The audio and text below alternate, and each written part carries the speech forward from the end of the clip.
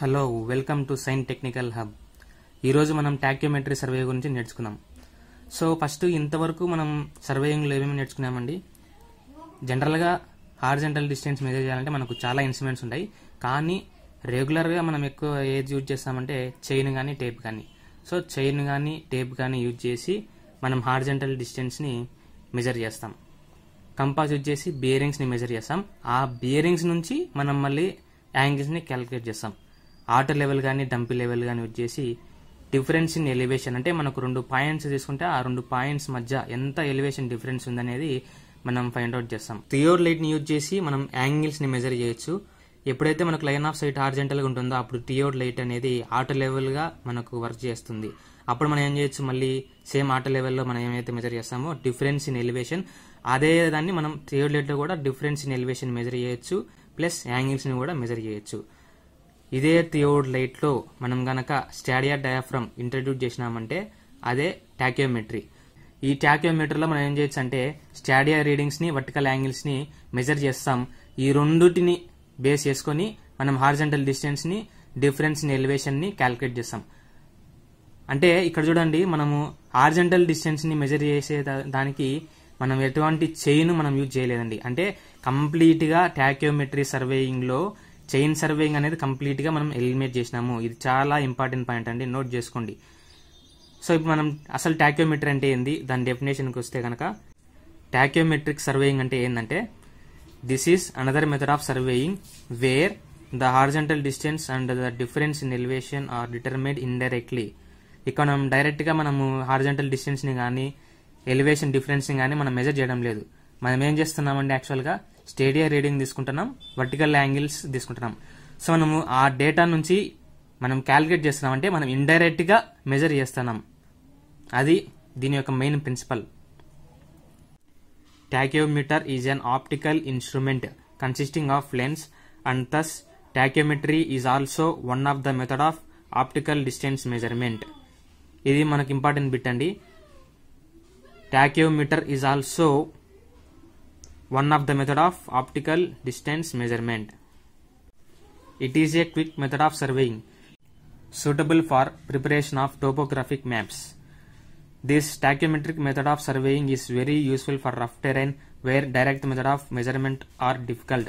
మనం సర్వే చేసే గ్రౌండ్ ఎక్కువ అండ్యులేషన్స్ కనుక ఎక్కువ ఉండే అనుకోండి, ఆర్ మనకు స్లోపింగ్ గ్రౌండ్ కనుక ఉండే కానీ, లేదా మనకు ఆబ్జెక్ట్ నుంచి టార్గెట్కి మధ్యలో ఒకవేళ ఏదైనా రివర్ పోతా ఉంది, సో మనకు చైనింగ్ అనేది చాలా డిఫికల్ట్ అండి. ఆ సిచ్యువేషన్లో ఎక్కువ అండ్యులేషన్స్ ఉండే కానీ మనం చైనింగ్ చేయాలంటే డిఫికల్ట్గా ఉంటుంది. సో ఇటువంటి టెరైన్లో అంటే మనకు ఎక్కువ అండ్యులేషన్స్ ఉంటే కనుక ఆ గ్రౌండ్లో మనం టాక్యోమెట్రీ అనేది యూజ్ చేస్తే మనం సింపుల్గా వర్క్ని కంప్లీట్ చేసుకోవచ్చు. Concept of tacheometry. So first నేను జనరల్గా ఒక మ్యాథమెటికల్గా ఎక్స్ప్లెయిన్ చేస్తానండి. ఆ తర్వాత థియరీ ఆఫ్ టాక్యోమెట్రీలో మన ఈ ప్రిన్సిపల్ని మనం ఏ విధంగా సర్వేయింగ్లో ఇంప్లిమెంట్ చేసామనేది మనం అక్కడ తెలుసుకుందాము. ఇది జనరల్గా ఒక మ్యాథమెటికల్గా చెప్తా ఉన్నాను. సో ఫస్ట్ ఏం చేశానంటే ఒక ట్రయాంగిల్ అనేది తీసుకున్నానండి.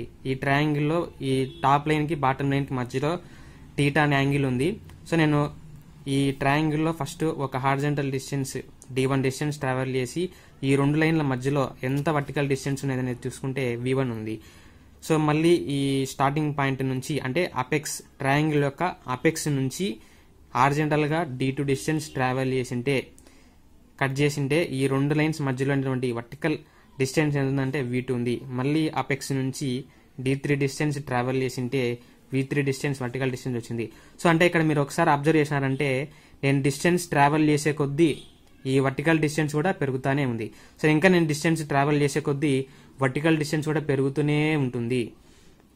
సో ఇక్కడ మీరు అబ్జర్వ్ చేసినారంటే d1కి v1కి, d2కి v2కి, d3కి v3కి ఏదైనా ఒక రిలేషన్షిప్ ఉందంటే ఖచ్చితంగా ఉందనే చెప్తామండి. ఎందుకంటే సో ఇక్కడ d1 డిస్టెన్స్ ట్రావెల్ చేసింటే v1కి, d2 డిస్టెన్స్ ట్రావెల్ చేసింటే v2 అనేది ఒక ప్రపోర్షనల్గా ఇంక్రిమెంట్ అనేది ఉంది. ఒక ప్రపోర్షనల్గా v2 నుంచి v3కి ఇంక్రిమెంట్ అనేది ఉంది. సో అందుకే మనం జనరల్గా ఏమేం చేస్తామంటే d1/v1 is equals to d2/v2 is equals to d3/v3 is equals to constant. ఎందుకంటే ట్రయాంగిల్ ఒకటే టీటా అనేది ఒకటి, రెండు లైన్స్ మధ్యలో ఉండేటువంటి యాంగిల్ టీటా కూడా ఒకటే. కాబట్టి మనం ఇంకా ఎన్నైనా కానీ, ఎన్ని వర్టికల్ లైన్స్ అయినా కానీ తీసుకోండి, ఒక ప్రపోర్షనేట్ గా అది వర్టికల్ డిస్టెన్స్ అనేది వేరీ అవుతూ వస్తుంది. సో ఫర్ ఎగ్జాంపుల్ ఈ యొక్క ప్రపోర్షన్ అంటే d1/v1 అనేది కాన్స్టెంట్ అని చెప్పినా కదండి, ఆ కాన్స్టెంట్ ఎంతైనా ఉండొచ్చు. ఎగ్జాంపుల్ కి నేను ఏం చేశానంటే d1/v1 = 100 అనుకున్నాను. ఎగ్జాంపుల్ కి 100 ఉంది అనుకోండి. సో అప్పుడు మనకు v1 కావాలంటే ఏం చేయొచ్చు అండి, v1 కానీ v2 కానీ v3 కానీ కావాలంటే సింపుల్ గా మనకు d1 = 100 times of v1. So అంటే దాని అర్థం ఏంటండి, నేను 1 మీటర్ ట్రావెల్ చేస్తే ఈ ట్రయాంగిల్ హారిజాంటల్ గా 1 మీటర్ కనుక గీసిన అంటే ఈ వర్టికల్ డిస్టెన్స్ ఏదైతే ఉందో ఇది 100 మీటర్స్ అండి. సో నేను d2 = 2 మీటర్స్ అంటే నేను 2 మీటర్స్ కనుక ట్రావెల్ చేసినానంటే ఈ వర్టికల్ ఇంటర్సెప్ట్ ఎంత ఉందంటే 200 మీటర్స్ ఉంటుందని అర్థం. సో మనం ఈ ప్రిన్సిపల్ ని మనము సర్వేయింగ్ లో ఏ విధంగా అప్లై చేసామో మనం తెలుసుకుందామండి. నెక్స్ట్ ట్యాకియోమీటర్ అంటే ఏంటండి, థియోడలైట్ లో మనం స్టాడియా డయాఫ్రమ్ ని ఇంట్రొడ్యూస్ చేస్తే దాన్నే ట్యాకియోమీటర్ అంటాం. సో ఈ స్టాడియా డయాఫ్రమ్ అంటే ఏంటంటే యాక్చువల్గా మనకు నార్మల్ థియోడలైట్ లో కానీ, ఆటో లెవెల్లో కానీ, డంపీ లెవెల్లో కానీ క్రాస్ హెయిర్స్ ఏ విధంగా ఉంటాయంటే జనరల్గా ఒక వర్టికల్ క్రాస్ హెయిర్, ఒక హారిజంటల్ క్రాస్ హెయిర్ అని ఉంటుంది. లేదంటే ఒక horizontal cross hair, 2 vertical cross hairs అనేవి ఉంటాయండి. కానీ ఈ స్టాడియా డయాఫ్రమ్ లో ఏం చేస్తున్నామంటే అడిషనల్ గా 2 క్రాస్ హెయిర్స్ ని మనం ఇంట్రొడ్యూస్ చేస్తున్నాం. అడిషనల్ గా 2 క్రాస్ హెయిర్స్ ని మనం ఇంట్రొడ్యూస్ చేస్తున్నాము. సో ఈ క్రాస్ హెయిర్స్ ని టెక్నికల్ గా మనం ఏమని పిలుచుకుంటామంటే, ఈ హారిజంటల్ క్రాస్ హెయిర్ ఉంది కదండి మధ్యలో, దీన్ని యాక్సియల్ క్రాస్ హెయిర్ అని పిలుస్తామండి. దీనిపైన ఉన్నటువంటి ఈ క్రాస్ హెయిర్ ని stadia cross hair, upper stadia cross hair అని, ఈ యాక్సియల్ హెయిర్ కి కింద ఉండేటువంటి ఈ క్రాస్ హెయిర్ ని లోవర్ స్టేడియా క్రాస్ హెయిర్ అని పిలుచుకుంటాం. సో ఈ అప్పర్ స్టేడియా క్రాస్ హెయిర్ కి లోవర్ స్టేడియా క్రాస్ హెయిర్ కి మధ్యలో ఉండేటువంటి వర్టికల్ డిస్టెన్స్ ని ఐ అని పిలుచుకుంటామండి. ఐ అంటే ఏంటంటే స్టాడియా ఇంటర్వెల్. సో ఈ 2 క్రాస్ హెయిర్స్ అంటే upper stadia cross hair, lower stadia cross hair అనేది యాక్సియల్ హెయిర్ నుంచి ఈక్వి డిస్టెన్స్ లోనే ఉంటుంది. ఇక్కడ చూడండి, అప్పర్ స్టేడియా హెయిర్ ఇదేంటండి, అప్పర్ స్టేడియా హెయిర్ అనేది మనకు స్టాఫ్ లో లోవర్ రీడింగ్ అనేది ఇస్తుందండి. అంటే మనకు లోవర్ రీడింగ్ అనేది ఇస్తుంది. అందుకే ఇక్కడ మనం S1 అని డినోట్ చేసాము. జనరల్ గా మనం ఈ రీడింగ్ ని ఏమని పిలుస్తామంటే, ఇది ఎక్కడి నుంచి వచ్చిందండి, అప్పర్ స్టేడియా హెయిర్ నుంచి వచ్చింది. కాబట్టి అప్పర్ స్టేడియా రీడింగ్ అని, యాక్సియల్ హెయిర్ నుంచి వచ్చినటువంటి రీడింగ్ ని యాక్సియల్ హెయిర్ రీడింగ్ అని, లోవర్ స్టేడియా హెయిర్ నుంచి వచ్చినటువంటి రీడింగ్ ని లోవర్ స్టేడియా రీడింగ్ అని పిలుస్తాం. ఈ అప్పర్ స్టేడియా రీడింగ్ కి, లోవర్ స్టేడియా రీడింగ్ కి ఉన్నటువంటి వర్టికల్ డిస్టెన్స్ ని S అని చెప్తామండి. సో ఇదే S అంటే ఏంటంటే staff intercept. Next theory of tacheometry. So మనం ఇక్కడ డెరివేషన్ నేర్చుకోకుండా కానీ కాన్సెప్ట్ నేర్చుకున్నాం. అసలు ఏంది దీని యొక్క థియరీ ఏంటి, నొటేషన్స్ ఏమిటి, ఫార్ములా ఏంటి అనేది నేర్చుకున్నాం. సో ఇది వచ్చేసి టెలిస్కోప్ అండి. టెలిస్కోప్ లో నుంచి మనము సైట్ చేస్తాం కదండి. ఇక్కడ వచ్చేసి స్టాఫ్, ఈ స్టాఫ్ లో ఇది A అనే పాయింట్, B అనే పాయింట్.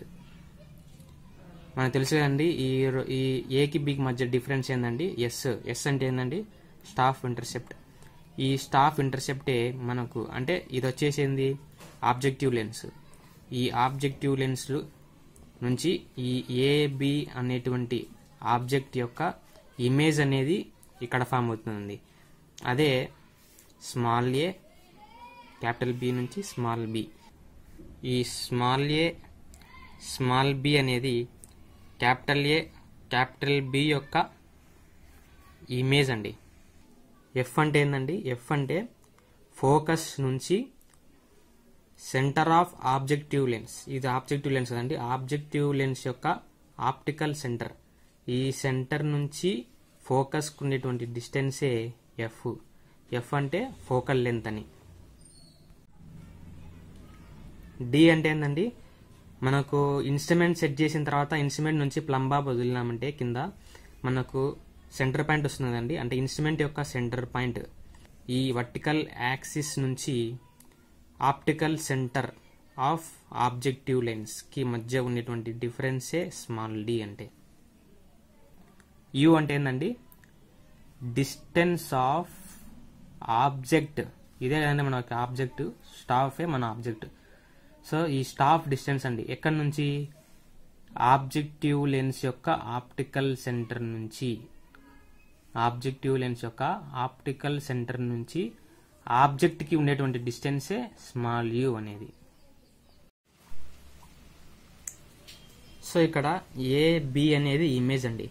ఇమేజ్ అంటే మనం ఏమర్థం చేసుకోవాలండి, ఇమేజ్ అంటే ఇక్కడ చూడండి, మనకు యాక్చువల్గా ఐపీస్ దగ్గర చూసినప్పుడు మొత్తం స్టాఫ్ అంతా కనిపిస్తుంది. అంటే మన డిస్టెన్స్ ఆబ్జెక్ట్ నుంచి ఇన్స్ట్రుమెంట్ స్టేషన్ అనేది డిస్టెన్స్ పెరిగే కొద్దీ నీకు ఈ స్టాఫ్ కూడా ఎక్కువ లెంత్ అనేది కనిపిస్తూ అవుతుంది. సో ఈ స్టాఫ్ అనేది మనకి ఎట్లా మనం పెట్టుకునేది కూడా ఓరియంటేషన్ కూడా ఇక్కడ బాగా గమనించండి.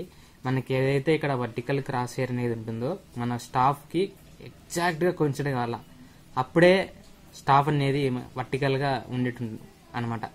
అదే ఒకవేళ ఇప్పుడు మన క్రాస్ హెయిర్ అనేది వర్టికల్ క్రాస్ హెయిర్ ఇలా ఉంది, స్టాఫ్ అనేది ఇట్లా అంటే వాడు కొంచెం ఉంచినాడంటే మనకు ఇక్కడే కనిపిస్తుందండి. అంతే మనకు స్టాఫ్ అనేది వర్టికల్గా ఉండే లేదా లేదంటే కొంచెం ఇంక్లైన్ ఉండే అనేది మనము ఈ వర్టికల్ క్రాస్ హెయిర్ నుంచే చూసి తెలుసుకోవచ్చు అనమాట.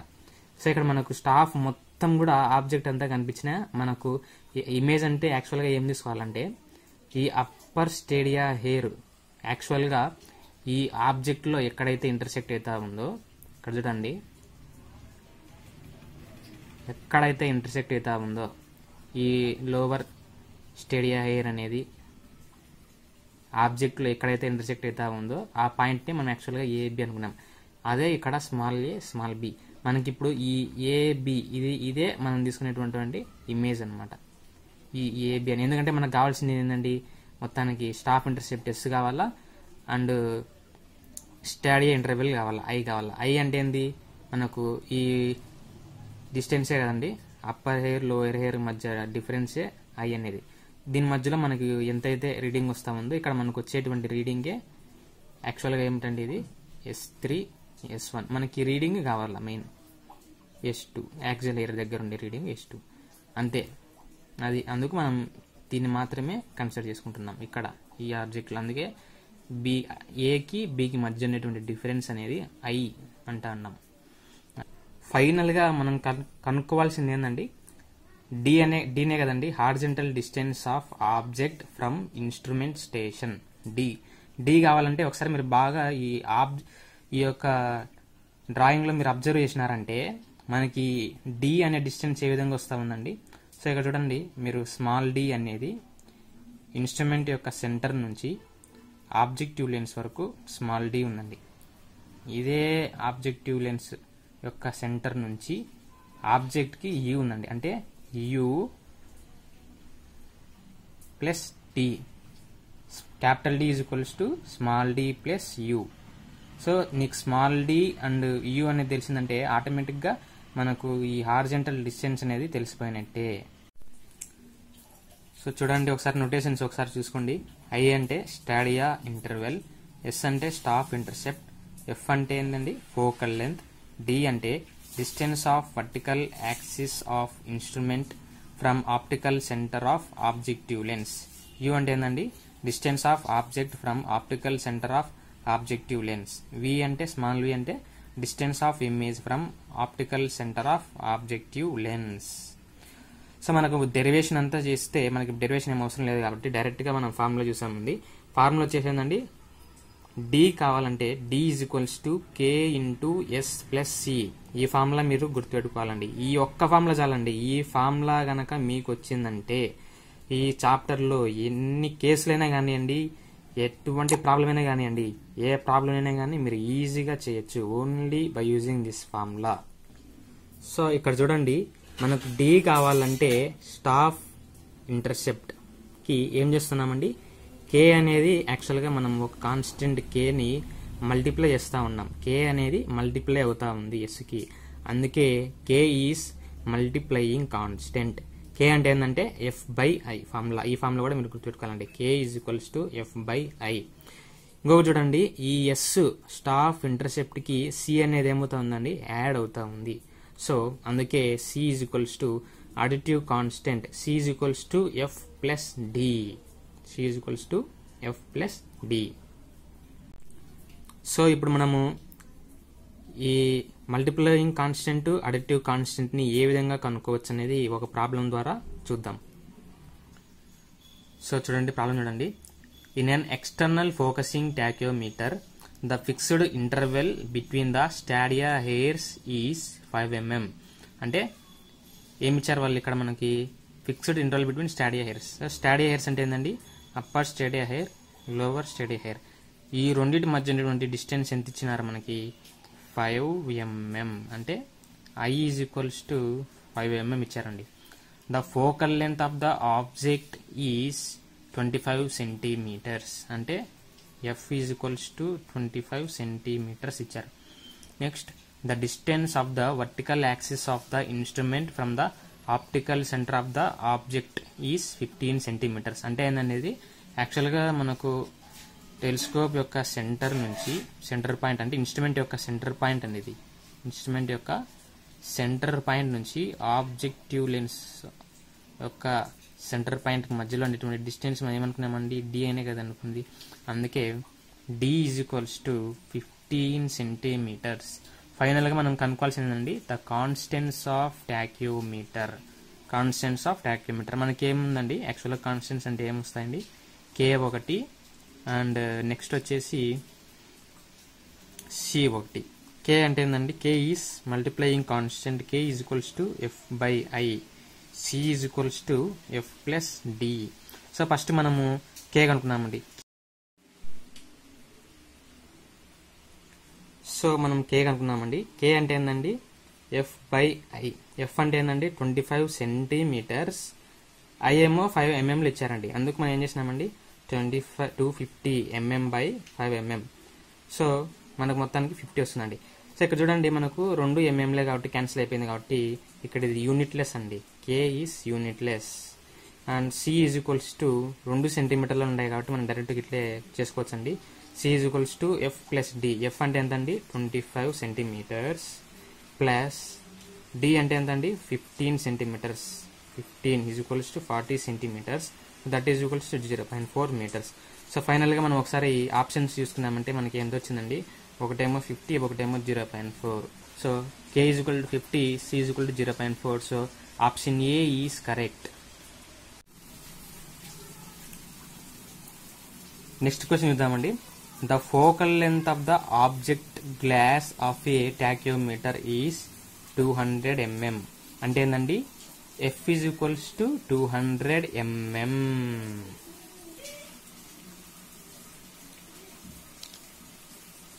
F is equals to 200 mm.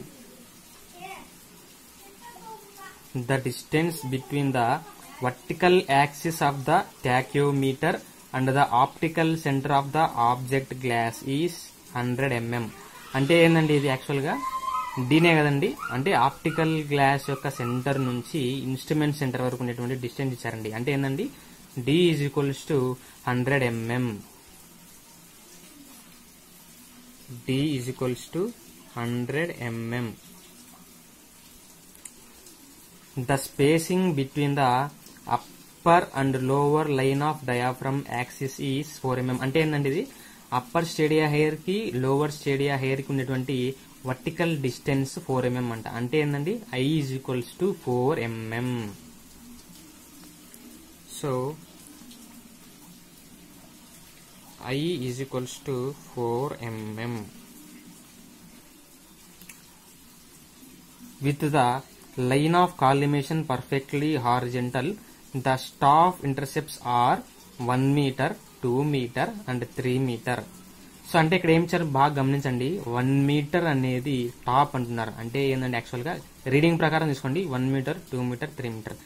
Reading 1 meter అనేది అన్నిటికంటే తక్కువ. అందుకే ఇక్కడ చూడండి బ్రాకెట్లో కూడా మనకి ఇంటి ఇచ్చారండి టాప్. అంటే ఏంది? సో అంటే అప్పర్ స్టేడియా హెయిర్ యొక్క రీడింగ్ ఇది. అంటే S1 is equals to 1 meter. Middle అంటే ఏంటండి? Axle hair reading is equals to 2 meters. Bottom అంటే ఏంటండి? లోవర్ స్టేడియా హెయిర్ అనేది స్టాఫ్ లో మాత్రం అప్పర్ రీడింగ్ అవుతుందండి. అందుకు 3 meters is the lower stadia air reading.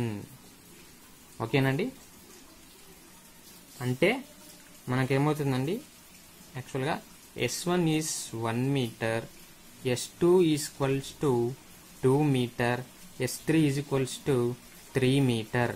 So ఇక్కడ మనకు ప్రాబ్లం చేసేకి వాళ్ళు యాక్చువల్గా ఏమడినారండి, డి కనుక్కోమన్నారండి, హారిజంటల్ డిస్టెన్స్ అనుకున్నారు. ఏం చేయొచ్చండి, సింపుల్గా మనకి యాక్చువల్గా first of all D formula రాసుకుందామండి. డి అంటే ఏంటి, so D is equals to KS plus C. నేను చెప్పాను కదండి, చాలా ఇంపార్టెంట్ ఫార్ములా, ఖచ్చితంగా గుర్తుపెట్టుకోండి అని. సో దీంతో మనకు కే తెలుసా అండి, తెలియదు, ఎస్ తెలియదు, సి తెలియదు, ఒక్కొక్కటి వర్షం కనుక్కుంటూ వద్దామండి. సో ఫస్ట్ ఆఫ్ ఆల్ మనము కే కనుక్కున్నామండి, కే. సో ఇక్కడనే కనుక్కుందామండి, కే కనుక్కుందాం. K is equals to F by I. So that is equals to, F అంటే ఏమి ఇచ్చారండి ఇక్కడ, F is actually 200 mm. So 200 upon I is 4 mm. So 200 by 4 అంటే ఎంతండి, 50. కే అనేది ఏంటంటే unitless, so K is 50. C is equals to F plus D. F అంటే ఎంతండి, ఎఫ్ ప్లస్ డి, 2 mm లో ఉన్నాయండి. సో కాబట్టి మనం డైరెక్ట్గా సబ్స్టిట్యూట్ చేసుకోవచ్చు, ఏం ప్రాబ్లం ఏం లేదు. ఎఫ్ వచ్చేసి 200 plus 100 is equals to 300 mm. So that is equals to 0.3 metres. ఎందుకంటే మనకు డి అనేది ఫైనల్గా దేంతో రావాలండి, మీటర్స్లోనే కావాలి. ఎందుకంటే వాళ్ళు క్వశ్చన్లో మీటర్స్ అని మెన్షన్ చేశారు కాబట్టి మనం సిని కూడా మీటర్లోనే పెట్టుకున్నాము. నెక్స్ట్ మనకేం కావాలండి, ఇంకా మిగిలిండేది ఎస్ కావాలి. ఎస్ అంటే ఏంటండి, యాక్చువల్గా ఎస్ అంటే ఏంటండి మనకు, సో ఒకసారి బొమ్మలో గీసి చూపిద్దామండి. ఇది ఐ అండి, ఈ ఐ ఇక్కడ ఫైనల్గా ఏమైందండి, ఎస్ అయింది. అంటే ఈ ఐ మనకు క్వశ్చన్లో ఇచ్చినారు, ఎస్ కూడా మనకు ఆల్రెడీ తెలుసు, ఇది వచ్చేసి S1, S2, S3. So yes అంటే ఏంటండి, యాక్చువల్గా S3 minus S1. So S is equals to S3 minus S1. So that is equals to S3 అంటే 3 minus 1 is equals to 2 meters. So ఫైనల్గా మనకి ఇప్పుడు అన్ని తెలిసిపోయినాయండి, డిలో సబ్స్టిట్యూట్ చేయాలంటే D is equals to KS plus C. So ఇక్కడ K అంటే ఏమనండి, 50. సో 50 ఇంటూ ఎస్ అంటే 2. So 50 into 2 plus C is equals to 0.3. So that is equals to 100.3 meters. So చూద్దామండి ఇది మనకు ఆప్షన్లో ఉందా లేదా అని చూద్దాం. సో చూడండి ఇక్కడ 100.3. So A option A is correct. So next question, if staff reading taken on B and C by a tacheometer placed at AR. అంటే ఏ దగ్గర టాక్యోమీటర్ని పెట్టి, బి దగ్గర, సి దగ్గర స్టాఫ్ని పెట్టి రీడింగ్స్ ఇస్తున్నారండి. ఆ రీడింగ్స్ని టేబులర్ ఫామ్లో మన క్వశ్చన్లో ఇచ్చేశారు. సో బి అనే స్టాఫ్ ఏ నుంచి 120 meters దగ్గర ఉంది, సి అనే స్టాఫ్ ఏ నుంచి 200 meters దగ్గర ఉంది. ఏ నుంచి బి అనే స్టాఫ్ 120 meters దగ్గర, ఏ నుంచి సి అనే స్టాఫ్ 200 meters దగ్గర ఉంది. సో బి అనే స్టేషన్ దగ్గర స్టేడియా రీడింగ్స్ ఇచ్చారండి, 1.23, 1.81, 2.39. So 1.23 is the S1, 1.81 is S2, 2.39 is S3. Similarly, C దగ్గర కూడా ఏమి ఇచ్చారండి, 0.95, 1.93 అండ్ 2.91 ఇచ్చారు. సో ఇక్కడ మనం ఏమనుకోమంటారంటే multiplying and additive constant. So జనరల్గా multiplying constants and additive constants మనకు ఇచ్చి దీన్ని కనుక్కోమంటారు. జనరల్గా మనకి ఒక ఇన్స్ట్రుమెంట్ తీసుకున్నామంటే ఇన్స్ట్రుమెంట్ యొక్క మల్టిప్లయింగ్ కాన్స్టెంట్, అడిటివ్ కాన్స్టెంట్ అనేది మనకు ఆల్రెడీ ఇచ్చేస్తారు వాళ్ళే. సో మనం దాన్ని యూజ్ చేసుకొని డిస్టెన్స్ని, ఎలివేషన్ డిఫరెన్స్ని కనుక్కుంటాం. ఇంతవరకు మనం చూసింది అదే కదండి. కానీ ఈడేమంటున్నారు, మనకి ఇన్స్ట్రుమెంట్ ఇచ్చారు, మల్టిప్లయింగ్ కాన్స్టెంట్, అడిటివ్ కాన్స్టెంట్ని మననే కనుక్కోమంటున్నారు. సో ఏ విధంగా కనుక్కోవచ్చు, జనరల్గా మనకు మన దగ్గర ఫార్ములా ఉందండి. ఏం ఫార్ములా ఉంది, D is equals to KS plus C. యాక్చువల్గా ఇంతకు ముందు వరకు ఏం చేసినామంటే మనకు ఎస్ అనేది మనం స్టాఫ్ పెట్టినప్పుడు స్టాఫ్ నుంచి ఎస్ అనేది వస్తుందండి. మనకు సి అనేది కే అనేది ఇన్స్ట్రుమెంట్ నుంచి కాన్స్టెన్స్ కాబట్టి మనకు తెలిసిపోతుంది. అటు నుంచి మనము డి అని అనుకుంటాం. కానీ ఇక్కడ ఏంటంటే రివర్స్ కేసు. మనకు కేసి అనేది కనుక్కోవాలంటే మనం ఏం చేయొచ్చు, రివర్స్ ఇంజనీరింగ్ చేయాలండి. ఏం చేయొచ్చు అండి, ఒకవేళ మనకు డి కనుక తెలిసి ఉండింటే ఎస్ అనేది ఆటోమేటిక్గా తెలుస్తుంది. ఎందుకంటే మనకు ఇన్స్ట్రుమెంట్ నుంచి స్టాప్ అనేది పర్టికులర్ డి డిస్టెన్స్లో పెట్టినప్పుడు ఎంత ఎస్ వస్తుంది అనేది మనకు తెలుస్తుందండి. ఇక్కడ 2 అన్నోన్స్ ఉన్నాయి కాబట్టి మనకు 2 ఈక్వేషన్స్ కావాలి. 2 ఈక్వేషన్స్ కావాలంటే ఏం చేయాలండి, స్టాఫ్ని 2 డిఫరెంట్ డిస్టెన్స్లలో పెట్టి ఈ స్టాప్ ఇంటర్సెప్ట్ని కనుక మనం తీసుకున్నామంటే ఆటోమేటిక్గా మనం కేని ఎస్ని ఫైండ్ అవుట్ చేయొచ్చు. ఆ ప్రిన్సిపల్లే మనకు ఒక ప్రాబ్లం రూపంలో మనం చేస్తున్నామండి. సో ఇక్కడ వచ్చేసి మనకు ఆల్రెడీ మనం కేసి కనుక్కోవాలంటే ఏం చేయాలండి, నోన్ డిస్టెన్స్లోనే మనం బిని పెట్టాలంటే మనం బి అనే స్టేషన్ నుంచి ఏ అనే స్టేషన్కి మనం డిస్టెన్స్ని మెజర్ చేయగలగాలి.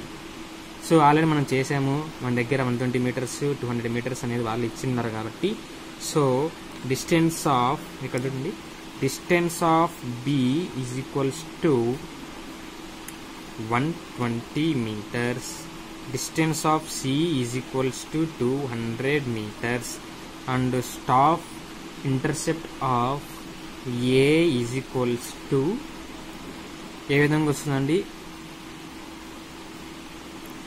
staff intercept of B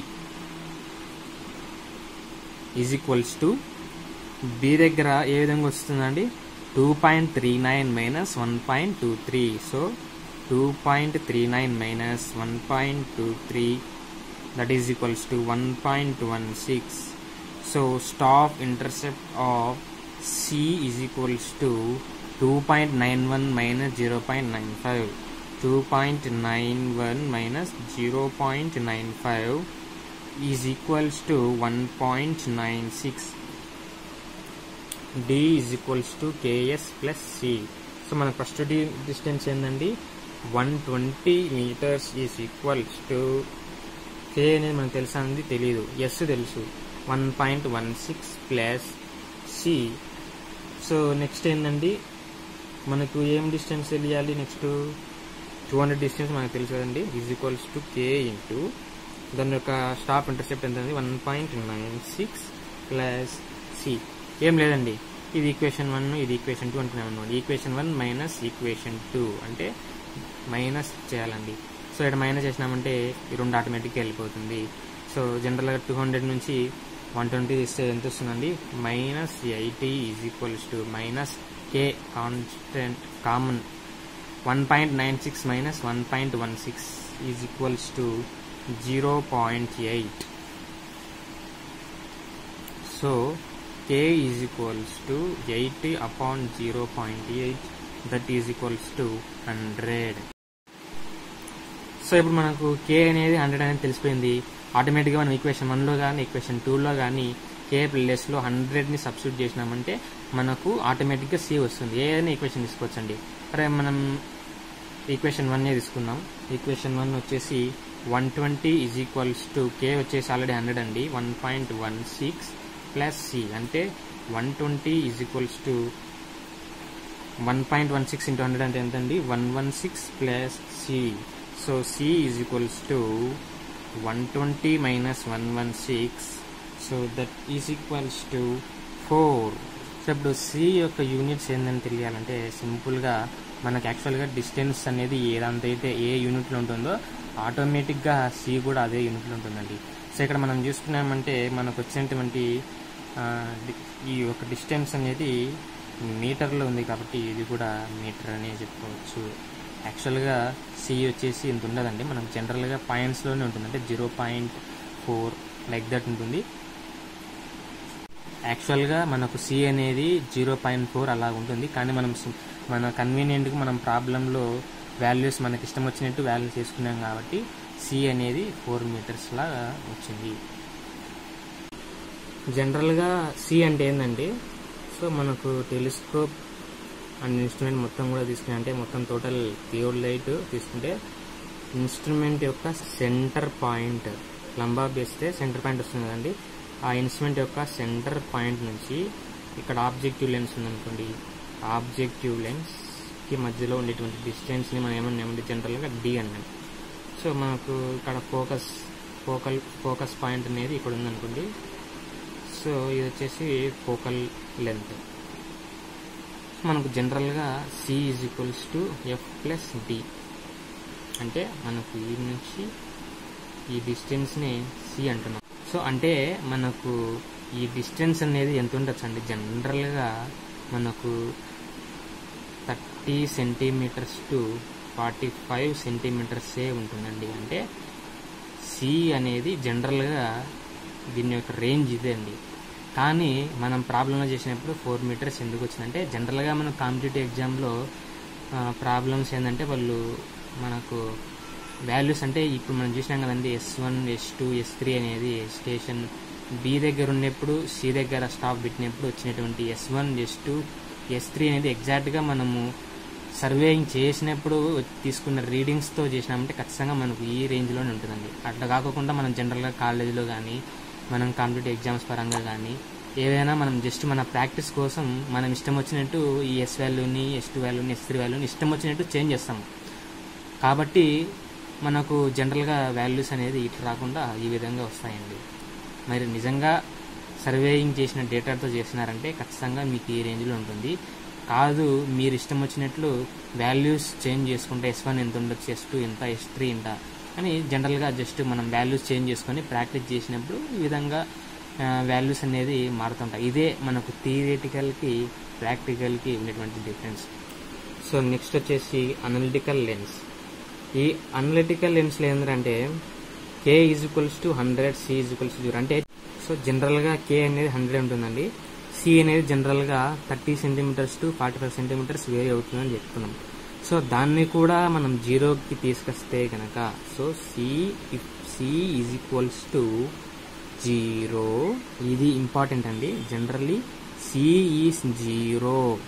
దీనివల్ల మనకు అడ్వాంటేజ్ ఏంటండి, సో జనరల్గా మనకు D = KS+C అనుకున్నాం. ఇప్పుడు C అనేది లేదండి, C 0 అయిపోయింది. అంటే జనరల్గా D = KS. సో ఇప్పుడు K 100 అంటున్నామంటే D = 100 times of S. సింపుల్గా మనం డిస్టెన్స్ కనుక క్యాలిక్యులేట్ చేసినామండి బై యూజింగ్ S. అది దీంతో అడ్వాంటేజ్ అనలిటికల్ లెన్స్లో.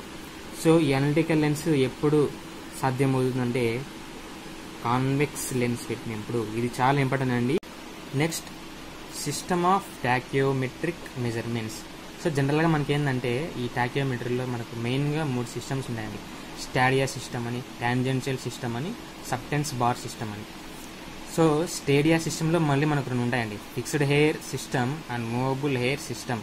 మనం ఒకదాని తర్వాత ఒకటి నిదానంగా తెలుసుకుంటూ వద్దామండి. ఫస్ట్ వచ్చేసి ఫిక్స్డ్ హెయిర్ సిస్టమ్.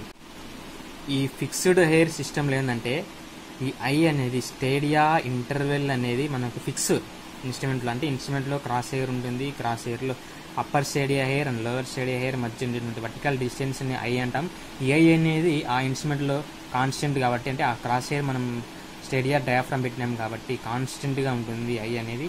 మనం ఎప్పుడైతే డిస్టెన్స్ అంటే ఫస్ట్ మనం ఇక్కడ స్టాప్ పెట్టినామో ఫస్ట్ స్టాప్ ఇంటర్సెప్ట్ వచ్చింది, సెకండ్ కొంచెం డిస్టెన్స్ ఇంకా పెంచినాం, స్టాప్ ఇంటర్సెప్ట్ అనేది పెరిగింది, నెక్స్ట్ పెంచినాం పెరిగింది, మళ్ళీ ఇంకా డిస్టెన్స్ అంటే మనకు డిస్టెన్స్ పెరిగే కొద్దీ స్టాప్ ఇంటర్సెప్ట్ కూడా పెరుగుతూనే వచ్చిందండి. చూడండి, ఫస్ట్ స్టాప్ ఇంటర్సెప్ట్, సెకండ్కి, థర్డ్కి, ఫోర్త్కి ఇంకా అలా పెంచుకుంటా పోతుందంటే పెరుగుతూనే ఉంటుంది. కానీ ఇక్కడ ఏంటంటే స్టేడియా ఇంటర్వెల్ అనేది మాత్రం కాన్స్టెంట్గా ఉంది. అదే ఇక్కడ మనకు ఫిక్స్డ్ హెయిర్ సిస్టమ్ అంటే. సో మనకు దీంట్లో ఒకసారి మనం ప్రాబ్లం చూసామండి ఏమేమి కేసు ఉంటాయి అనేది. First case 1 is line of sight is horizontal and staff kept vertical. So చూడండి ఇక్కడ మనకు ఏంటంటే ఫస్ట్ మన ఇన్స్ట్రుమెంట్ అనేది పెట్టినాం, ఇక్కడ స్టాప్ అనేది ఉంది, ఈ మధ్యలో ఉంది కదండి లైన్ ఆఫ్ సైట్ అనేది హారిజెంటల్ అంటే మనకు సెంట్రల్ హెయిర్ రీడింగ్ అనేది లైన్ ఆఫ్ సైట్ అండి. లైన్ ఆఫ్ సైట్ హారిజెంటల్గా ఉన్నప్పుడు మనకు ఫస్ట్ కేసు అనుకున్నామండి, స్టాప్ వచ్చేసి వర్టికల్గా ఉంది. జనరల్గా మనం ఇంతకుముందు థియరీ ఆఫ్ టాకియోమెట్రీలో కూడా మనము ఈ కేసు పెట్టుకుని మనం డిరైవ్ చేశాం కాబట్టి జనరల్గా మనందరికీ తెలిసిందే D = KS+C అంతే. సో ఇక్కడ మనకి ఏంటంటే టాకియోమెట్రీ నుంచి మనం ఏమేమి కనుక్కుంటాం, డిస్టెన్స్ కనుక్కుంటాం, తర్వాత ఎలివేషన్ డిఫరెన్స్ అనుకుంటాం. డిస్టెన్స్ అనేది ఇప్పుడు యాక్చువల్గా కనుక్కున్నాం కదండి D = KS+C అని. సో ఇప్పుడు ఎలివేషన్ డిఫరెన్స్ ఏ విధంగా అనుకుంటాం చూడండి. సో ఫస్ట్ ఇక్కడ చూడండి, ఇది మనకు స్టేషన్ ఏ, ఇక్కడ ఏ అనుకుంటున్నామండి. సో ఇక్కడ ఏ నుంచి బ్యాక్ సైడ్ మనకు నోన్ RL దగ్గర స్టాప్ పెట్టేసి బ్యాక్ సైడ్ తీసుకున్నామంటే so RL of bench mark plus back side is equals to elevation of the line of sight. RL of benchmark plus back side minus S2. So ఇక్కడ S2 అనే reading ఉంది కదండి, axle hair యొక్క reading. Minus S2 is the RL of B point. అదే చూడండి ఇక్కడ రాసినాను. RL of B is equals to RL of bench mark plus back side minus S2.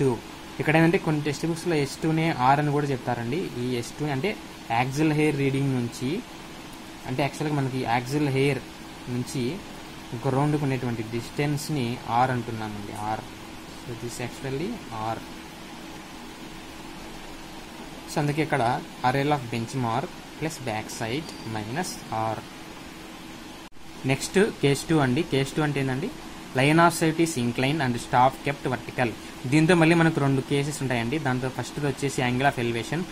Angle of elevation అంటే మనకు జనరల్గా ఒక హిల్స్లో అంటే ఎలివేషన్ పాయింట్లో కనుక స్టాఫ్ ఉండి డిప్రెషన్లో మనకు ఇన్స్ట్రుమెంట్ ఉందంటే, ఇన్స్ట్రుమెంట్ స్టేషన్ ఉన్నదంటే ఈ కేసు వచ్చేసి యాంగిల్ ఆఫ్ ఎలివేషన్. అంటే ఇక్కడ ఏం ఎలివేట్ అవుతుందండి, లైన్ ఆఫ్ సైట్. ఈ లైనే మనకు పర్ఫెక్ట్లీ హారిజంటల్ లైన్ అండి. ఈ హారిజంటల్గా ఉన్నప్పుడు ఏదైతే లైన్ ఉందో వీటి నుంచి మనం టెలిస్కోప్ని కొంచెం ఒక యాంగిల్లో ఎలివేట్ చేసి ఇక్కడ ఈ స్టాఫ్ అనేది చూస్తున్నామండి. అంటే అందుకు సెంట్రల్ క్రాస్ హెయిర్ రీడింగ్ ఏదైతే ఉందో ఈ నార్మల్గా ఉన్నప్పుడు అంటే హారిజంటల్గా ఉన్నప్పుడు ఇది కూడా సెంట్రల్ క్రాస్ హెయిర్ రీడింగ్ అండి. ఇంక్లైన్గా ఉన్నప్పుడు ఉన్నటువంటి సెంట్రల్ క్రాస్ హెయిర్ రీడింగ్ మధ్యలో ఉండేటువంటి యాంగిలే టీటా అంటున్నామండి. ఈ టీటానే యాంగిల్ ఆఫ్ ఎలివేషన్ అని అర్థం, యాంగిల్ ఆఫ్ ఎలివేషన్. సో ఇక్కడ మీరు జనరల్గా చూసారంటే యాక్చువల్గా మనకు చాలా ఫార్ములాస్ అంటే రకరకాల కేసుల్లో రకరకాల ఫార్ములాస్ వస్తాయండి. ఏ ఫార్ములాని మీరు గుర్తుపెట్టుకోకుండా సింపుల్గా మనము మన జనరల్ ఫార్ములా ఏదైతే ఉందో D=KS+C ఫార్ములాని యూజ్ చేసుకొని ప్రతి కేసు నుంచి మనం తీసుకోవచ్చండి. సో ఇక్కడ ఏంది జనరల్గా నేను చూస్తే మీరు యాక్చువల్గా D అంటే ఏంటండి, capital D small d plus U.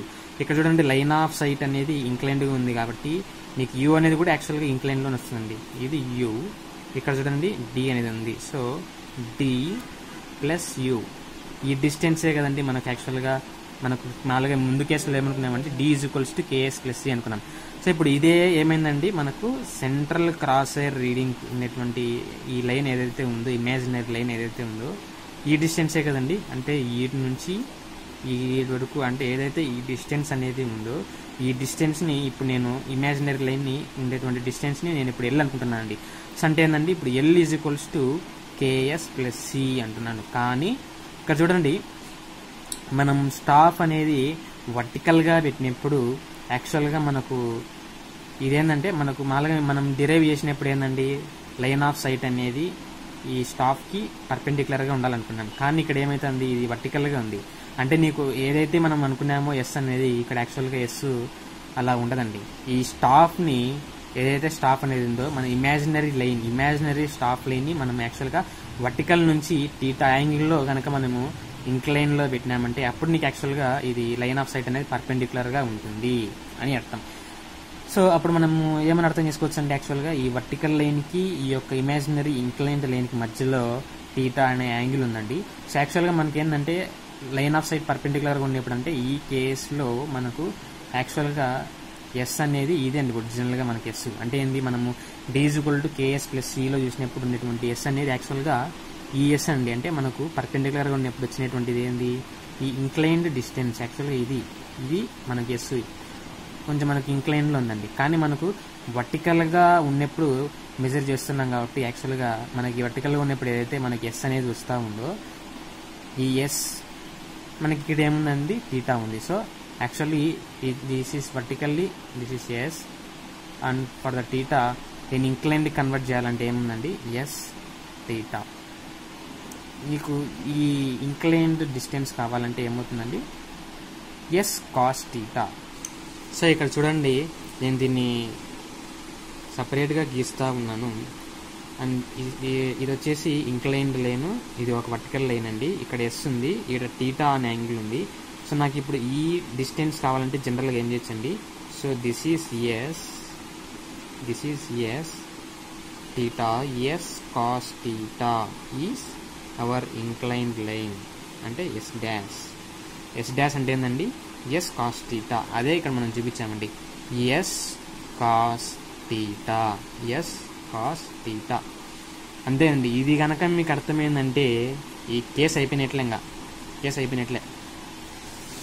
So చూడండి, యాక్చువల్గా ఏంటంటే L is equals to K into S dash plus C. యాక్చువల్గా మనకి ఎస్ డాష్ అంటే ఏంటండి, K S cos theta plus C, అంతే అండి. సో ఇక్కడ ఇది మనకి యాక్చువల్గా ఇంక్లైన్లో ఉన్నటువంటి ఎల్ డిస్టెన్స్ కూడా మనకు ఆల్రెడీ తెలుసు. L is equals to K into S cos theta plus C. ఈ మధ్యలో ఉండే వర్టికల్ యాంగిల్ కూడా ఇంతకుముందు నేను చూపించండి. మీకు హారిజంటల్ డిస్టెన్స్ కావాలంటే ఏం చేయొచ్చండి, రిజాల్వ్ చేసుకోవడమే. అంటే L into cos theta is equals to D, D is equals to L cos theta. అదే మనకి ఈ విధంగా ఈక్వేషన్లో తీసుకోవాలంటే K into S cos square theta plus C cos theta. ఇదంతా మనం ప్రతిదానికి ఊరికి ఎందుకు పూర్తి పెట్టాల్సిన అవసరం లేకుండా సింపుల్గా మనం D is equals to L cos theta. V కావాలంటే ఏం చేయొచ్చండి, మనకు ఇక్కడ యాక్చువల్గా ఎల్ తెలుసు, థీటా తెలుసు, సింపుల్గా రిజాల్వ్ చేయాల్సిందంటే so L into sine theta is our vertical V. V is equals to L sine theta, V is equal to KS sine theta cos theta plus C sine theta. ఇప్పుడు మనకు RL of B కావాలంటే ఎలా కనుక్కోవచ్చో చూద్దామండి. చూడండి, RL of B station కావాలంటే ఏం చేయొచ్చండి, RL of bench mark plus back side, RL of bench mark plus back side plus we minus R. ఇక్కడ ఆర్ అంటే ఏం లేదండి, సింపుల్గా S2నే, S2 దగ్గర ఏదైతే రీడింగ్ ఉంటుందో అదే R. So minus R. RL of B is equals to RL of bench mark plus back side plus we minus R. So next case ఏంటండి, angle of depression. Angle of depression కూడా same అండి, టోటల్గా same. అంతా మనకు inclined line ఏదైతే imaginary line ఉందో ఈ లైనే ఎల్ అండి. ఎల్ అంటే ఏంటండి, L is equal to KS, D is equal to జనరల్గా ఏంటండి KS plus C, L is equal to KS dash plus C. ఈ ఇక్కడ ఎస్ డాష్ అంటే ఏంటండి, ఎస్ కాస్ థీటా, అంటే సేమ్ పైన లాగానే. So L is equals to KS cos theta plus C, D is equals to L cos theta, V is equals to L sine theta. కానీ ఇక్కడ జనరల్గా ఏం మారుతుందంటే ఆర్ఎల్ ఆఫ్ పాయింట్ అనేది మాత్రమే మారుతుందండి. So ఇక్కడ చూడండి, జనరల్గా ఆర్ఎల్ ఆఫ్ బి కావాలి అంటే, ఆర్ఎల్ ఆఫ్ బి కావాలి అంటే RL of bench mark plus back side, RL of bench mark plus back side minus V minus R is equals to RL of B. అదండి, RL of B is equals to RL of bench mark plus back side minus V minus R. Next case అండి, line of sight is inclined and staff kept normal. So ఇక్కడ ఏం చేసినారంటే స్టాఫ్ని నార్మల్గా, అంటే line of సైట్కి, ఈ line of site ఉంది కదండి, దీనికి పర్పెండిక్యులర్గా పెట్టినప్పుడు యాక్చువల్గా మనకు పాత కేసులు ఉన్నట్లే ఈ ఎల్ అనేది ఏదైతే ఉందో L is equal to KS plus C. ఇక్కడ ఎస్ డాష్ ఏం లేదండి, L is equal to KS plus C. ఇదే మనకి ఎస్ అంటే, ఇక్కడ చూడండి ఇంక్లైన్డ్ ఏదైతే ఉందో, ఇక్కడ చూడండి ఇంక్లైన్డ్ ఇదే ఎస్ అండి. యాక్చువల్గా డి అంటే ఏంటండి, గ్రౌండ్ పాయింట్ యొక్క, అంటే ఈ స్టాఫ్ యొక్క గ్రౌండ్ పాయింట్ నుంచి ఇన్స్ట్రుమెంట్ యొక్క సెంటర్ వరకు ఉన్నటువంటి డిస్టెన్సే డి. కానీ నేను ఏదైతే ఎల్ అంటున్నానో ఈ ఎల్లుని కనుక హారిజంటల్గా రిజాల్వ్ చేసుకున్నామంటే మనకు వచ్చే డిస్టెన్స్ ఇదేనండి, అంటే ఇదే ఎల్లు, అంటే ఈ డిస్టెన్స్ అండి, ఈ డిస్టెన్స్ ఎల్ అండి. మీకు ఎక్స్ట్రాగా సంథింగ్ యాడ్ అవుతుంది. ఇదేంటి, జనరల్గా మనం బాగా నీట్గా అబ్జర్వ్ చేయండి. ఇది S2 అనే రీడింగ్, S2 రీడింగ్ ఏదైతే ఉందో ఈ S2 రీడింగ్ ఇక్కడ థీటా యాంగిల్ ఉందంటే వర్టికల్ నుంచి మనం థీటా యాంగిల్తో ఇంక్లైన్ చేసినప్పుడే స్టాఫ్ ఈ లైన్ ఆఫ్ సైట్కి పర్పెండిక్యులర్ అవుతుంది. అంటే మనకు ఈ S2 అనేది ఇక్కడ చూడండి, యాక్చువల్గా ఇది S2 అండి, ఇంక్లైన్డ్ లైన్ S2, ఇక్కడ థీటా ఉంది. దీన్ని మనం హారిజంటల్గా రిజాల్వ్ చేసుకోవాలంటే ఏం చేయొచ్చండి, S2 సైన్ థీటా, దాన్నే ఆర్ సైన్ థీటా అంటున్నాం. ఆర్ సైన్ థీటా అంటే నీకు డి కావాలంటే ఏంటండి, L cos theta plus are sine theta. V కావాలంటే ఏం చేయొచ్చండి, వి కావాలంటే ఇదే కదండి లైన్. సో ఇక్కడ చూడండి లైన్, ఇక్కడ వర్టికల్ యాక్సిస్తో ఇది, అంటే ఈ డిస్టెన్సే వి అంటే. సో వి అంటే సింపుల్గా ఏం చేయొచ్చండి, V is equals to L sine theta అయిపోయింది అడిగి. So next RL of B కావాలంటే ఏం చేయొచ్చండి, ఆర్ఎల్ ఆఫ్ బి కావాలంటే bench mark plus back side plus వి మైనస్, ఇక్కడ జనరల్గా మనం S2లో మైనస్ చేయాలి, ఎందుకంటే S2 అంటే ఏంటంటే యాక్చువల్గా మనం మెజర్ చేసేటువంటి S2 ఇదండి.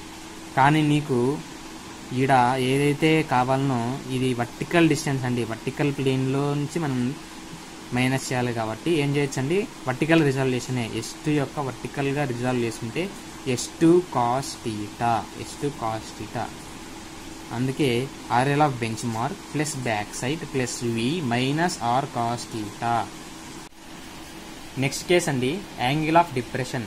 సో ఈ యాంగిల్ ఆఫ్ డిప్రెషన్ కూడా సేమ్ అండి. ఇక్కడ కూడా చూడండి ఇదే కదండి ఎల్ అంటే, ఇక్కడ ఎస్ అనేది ఇంక్లైన్డ్ గానే ఉంది. సో మనం డైరెక్ట్గా ఎస్ మెజర్ చేస్తా ఉన్నాం, ఇంక్లైన్డ్ ఏదైతే ఎస్ ఉందో ఎస్ మెజర్ చేస్తా ఉన్నాం.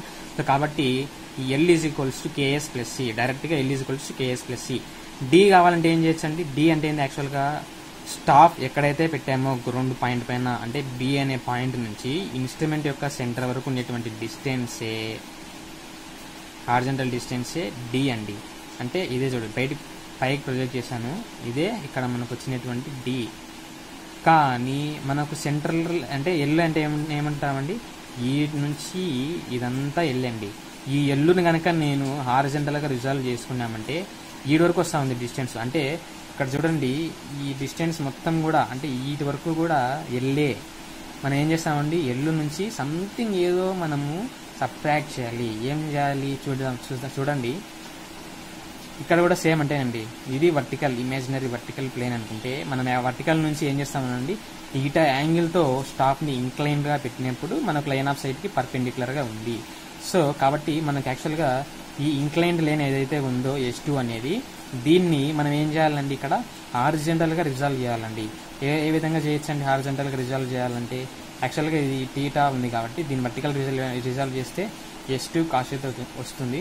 హారిజంటల్గా రిజాల్వ్ చేసినామంటే S2 sin θ వస్తుంది. S2 అంటేనే R అండి, R sin θ. అందుకే D is equals to L cos θ minus R sin θ. V is equals to same అండి, V ఇంకా సింపుల్. V అంటే ఏంటండి, ఈ ఎల్ అనేది ఏదైతే ఉందో ఇక్కడ వరకు ఎల్ వచ్చింది కదా, ఈ ఎల్ యొక్క వర్టికల్ రిజాల్వింగ్ వర్టికల్గా మనం రిజాల్వ్ చేసినామంటే అయిపోయండి. అంటే V is equals to what, V is equals to L sin θ. RL of B కావాలంటే ఏం చేయొచ్చండి, RL of bench mark plus back side minus V, ఇదే కదండి V అంటే, ఇక్కడ అంతా V minus V minus S2 cos θ or R cos θ. ఇక్కడ మనకి ఇది S2 అనేది యాక్చువల్గా ఇంక్లైన్ ఉంటుందండి, మనం వర్టికల్ ప్లేన్లోనే సబ్ట్రాక్ట్ చేయాలి కాబట్టి S2 cos θ or R cos θ అదండి ఫార్ములా. ఓకేనా. సో నెక్స్ట్ కేస్ అండి మూవబుల్ హెయిర్ సిస్టమ్ నుంచి చూద్దామండి. ఇప్పుడు మూవబుల్ హెయిర్ సిస్టమ్ ఇక్కడ ఏంటంటే జనరల్గా మనం లాస్ట్ కేసులో ఏం చేసినామండి, ఐని కాన్స్టెంట్గా పెట్టుకొని ఎస్ అనేది డిస్టెన్స్ పోయే కొద్దీ వేరీ అవుతూ వచ్చింది.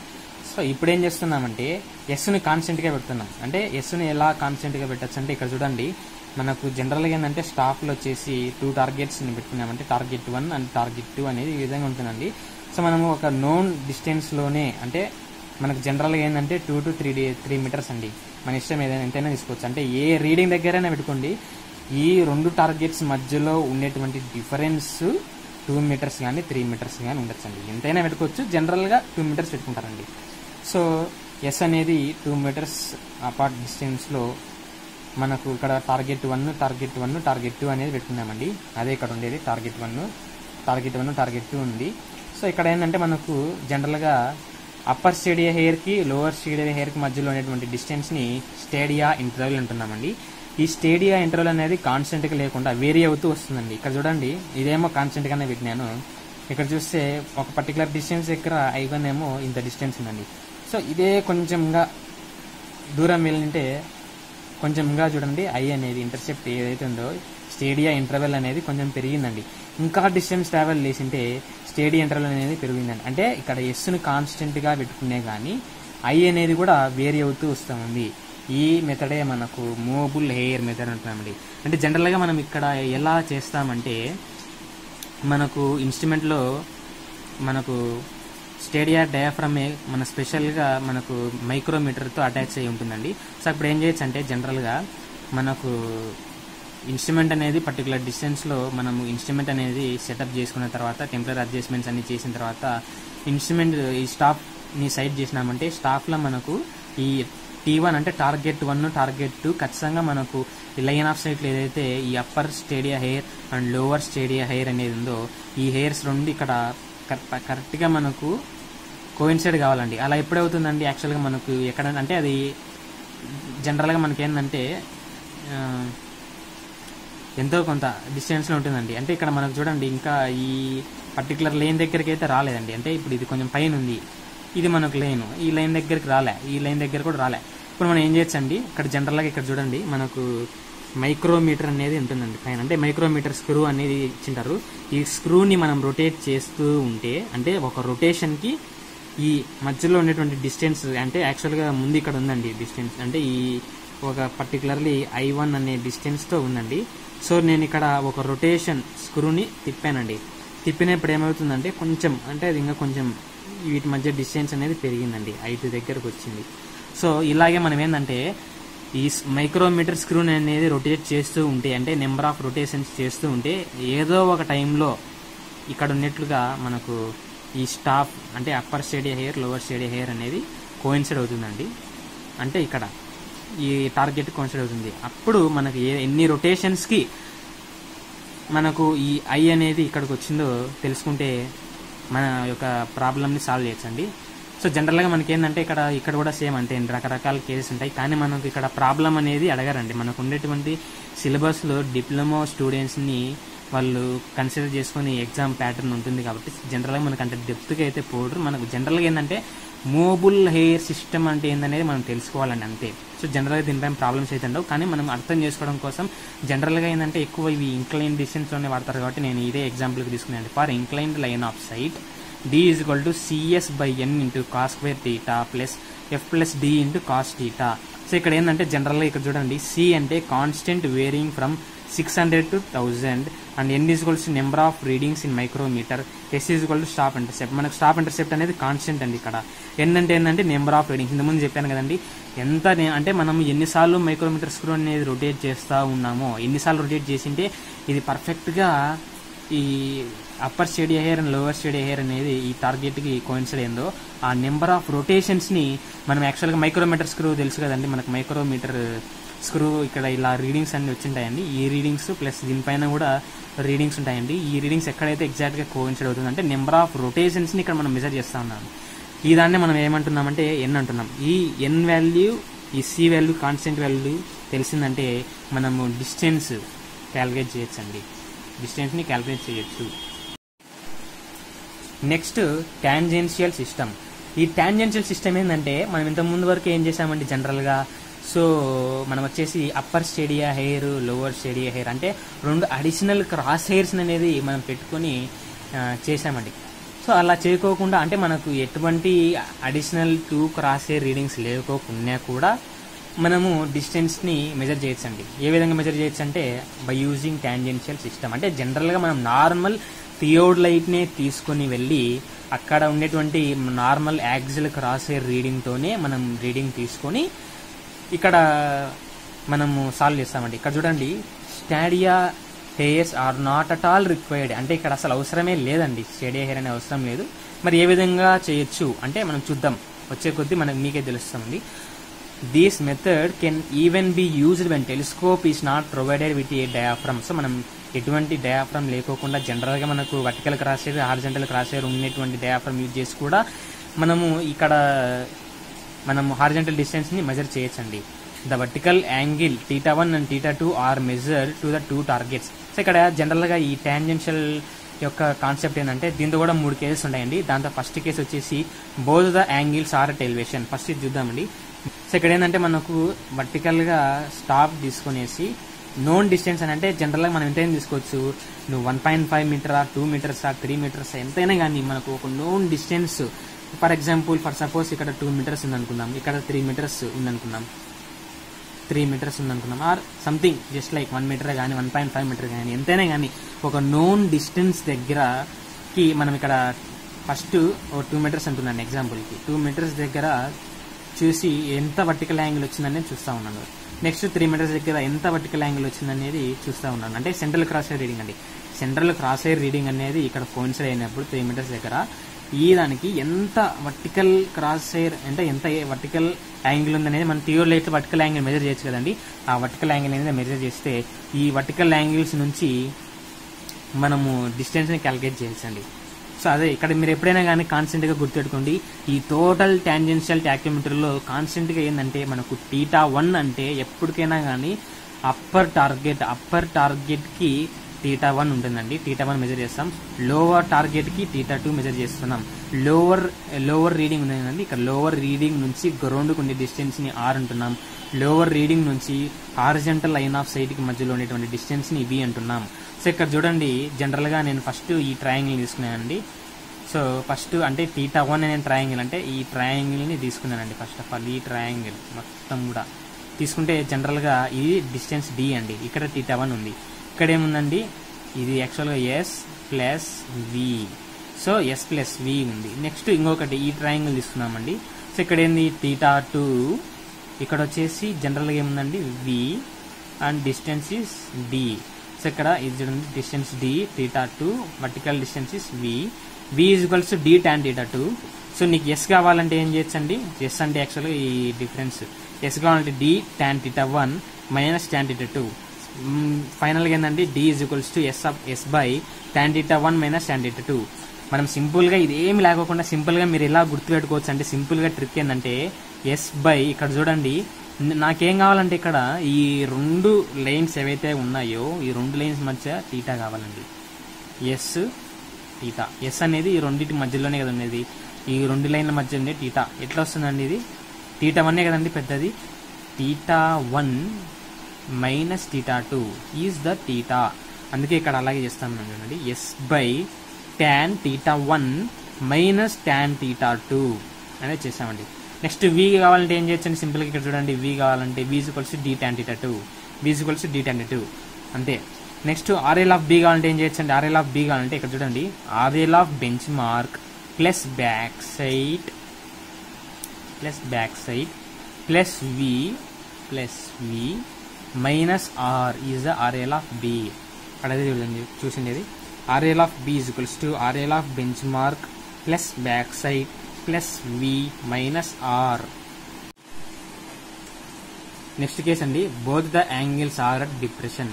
అంటే ఇక్కడ చూడండి సేమ్ అండి, ఇక్కడ కూడా D is equals to S by ఇక్కడ ఏంటండి బిగ్గర్ యాంగిల్ ఏంటండి tan θ2 minus tan θ1, tan θ2 minus tan θ1.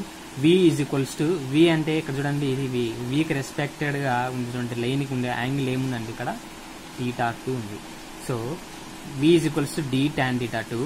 RL of B ఎట్లా వస్తుంది, RL ఆఫ్ B కావాలంటే RL of bench mark plus back side minus V minus R. అది ఇక్కడ RL of bench mark plus back side minus V minus R. So next case అండి, one angle is in depression and another angle at elevation.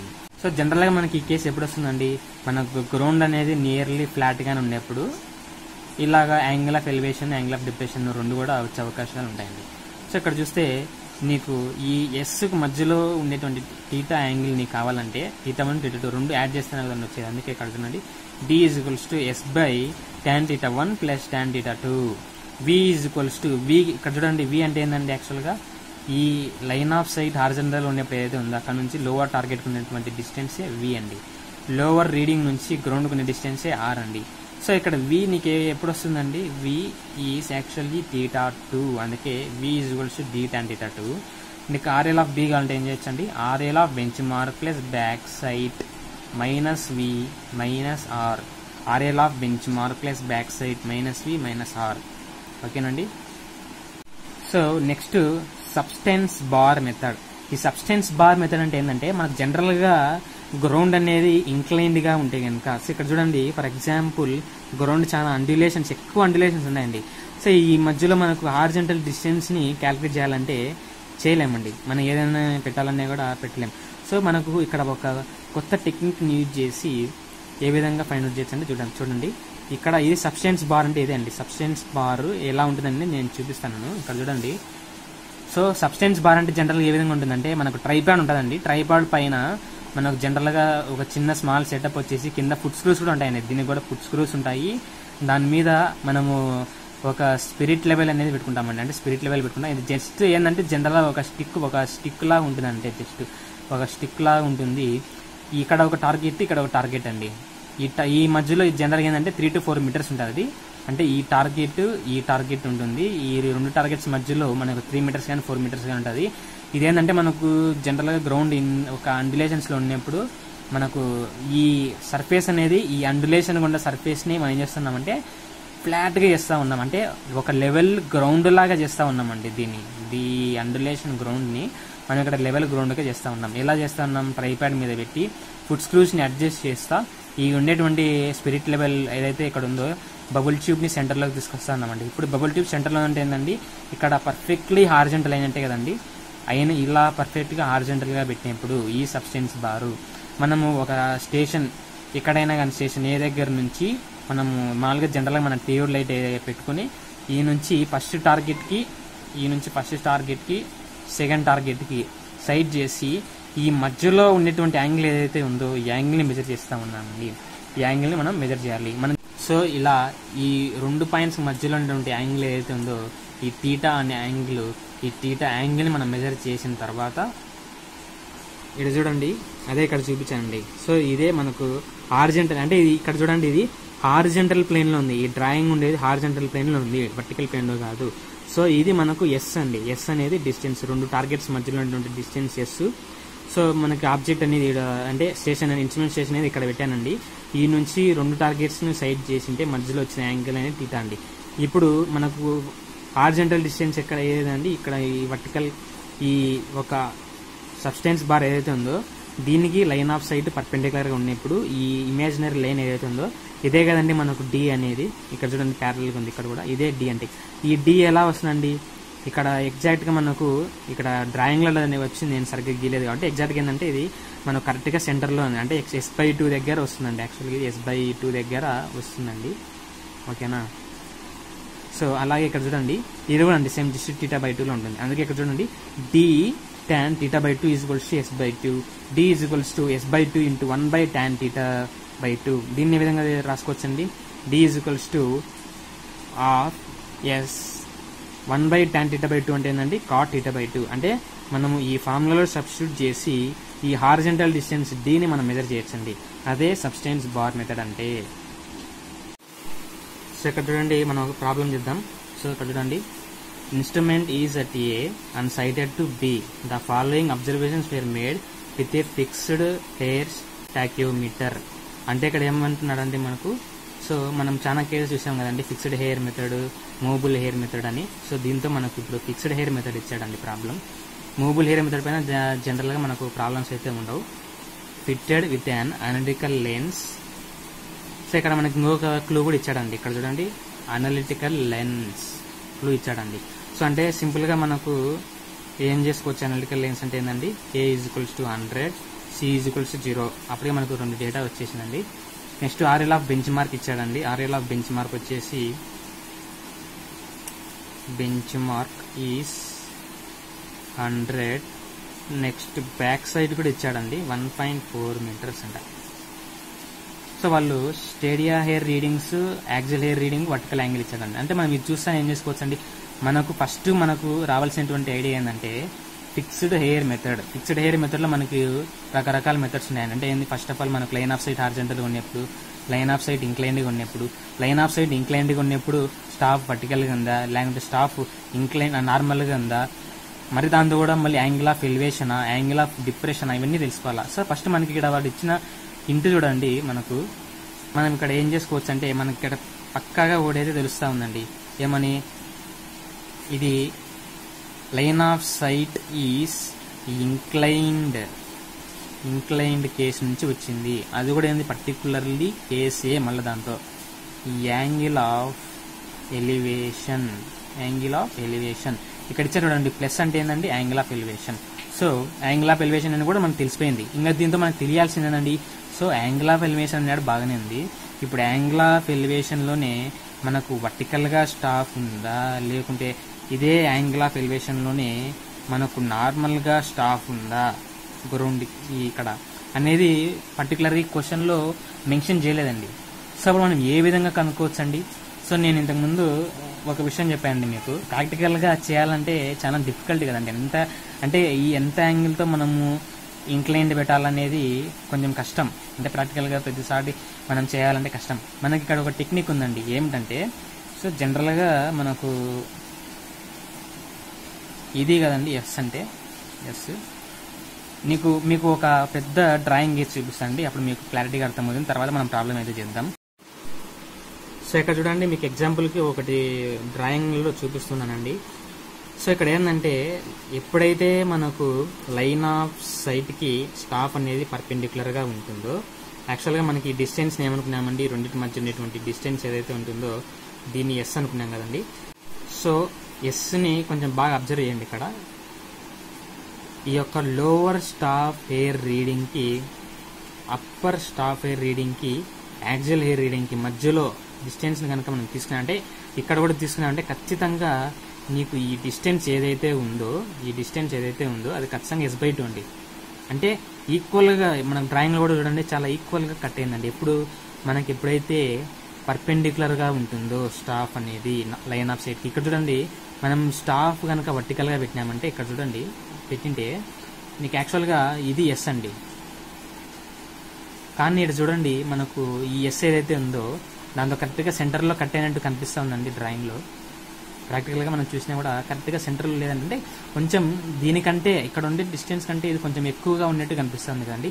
అంటే ఇక్కడ ఏం చేసుకోవచ్చు అండి, for example దీన్ని ఏదైనా ఒక ఎగ్జాంపుల్కి దీన్ని ఎక్స్ అనుకుంటున్నాను అండి, దీన్ని వై అనుకుంటున్నాను అండి. ఇక్కడ కూడా అంతే సేమ్, దీన్ని ఎక్స్ దీన్ని వై అనుకోండి. సో ఇక్కడ x is not equals to y.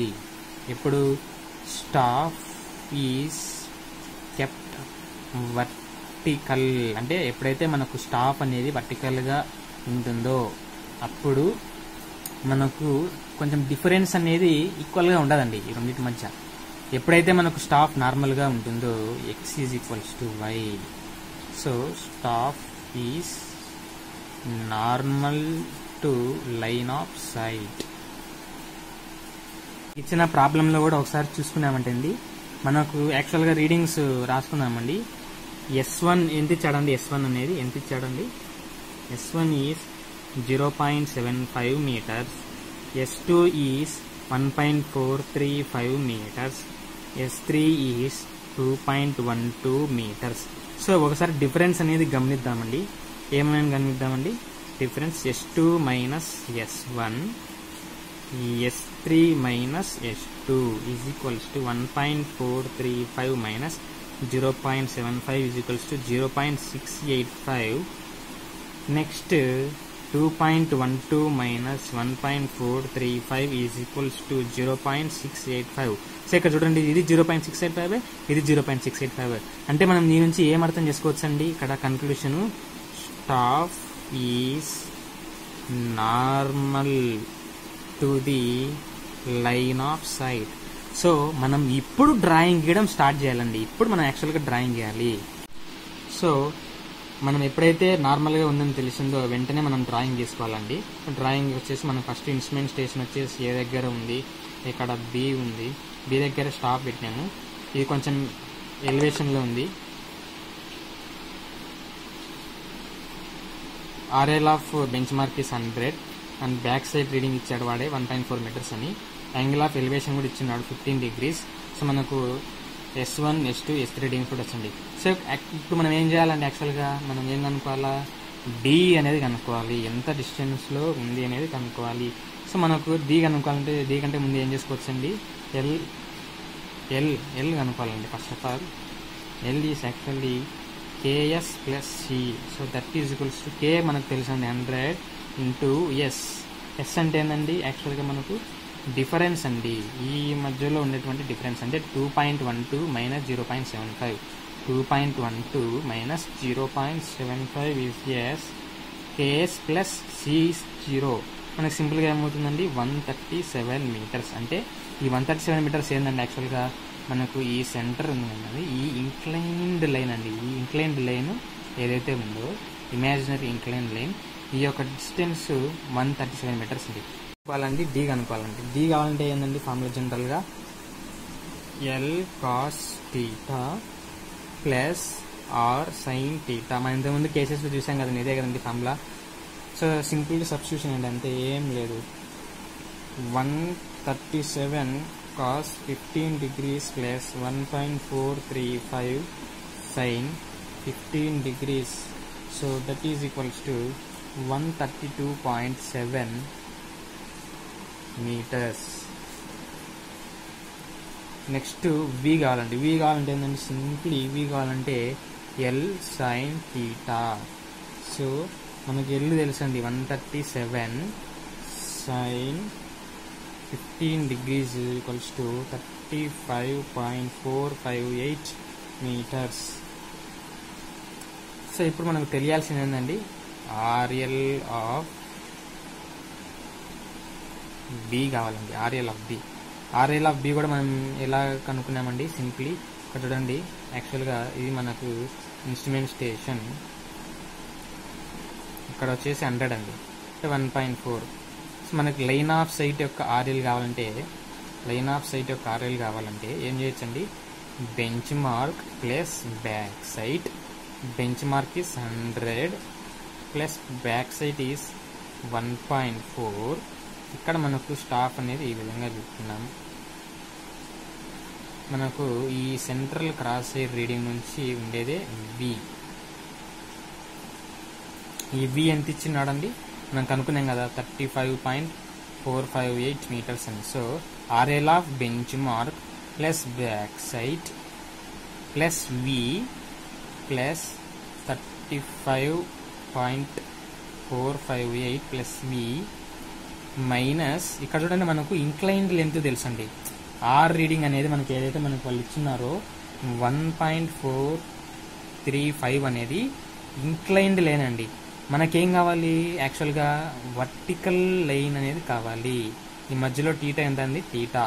So ఈ లైన్ నాకు వర్టికల్గా కావాలంటే ఏం చేయొచ్చండి, r cos theta, r cos theta. So కాబట్టి మైనస్ మైనస్ ఆర్ అంటే ఏంటండి, ఇక్కడ 1.435 cos 15 degrees, cos 15 degrees, that is equals to ఎంత అండి ఈ వాల్యూ. సో మనం క్యాలిక్యులేట్ చేస్తే మనకు వచ్చిన value 135.471 meters. This is the RL.